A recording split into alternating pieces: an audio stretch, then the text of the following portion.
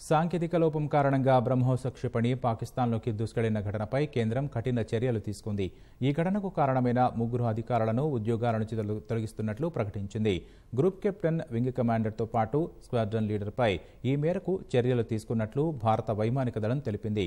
నిర్వహణ ప్రమాణాలు పాటించడంలో 3 అధికారులు విఫలమైనట్లు కోర్ట్ ఆఫ్ ఎంక్వైరీలో తేలింది.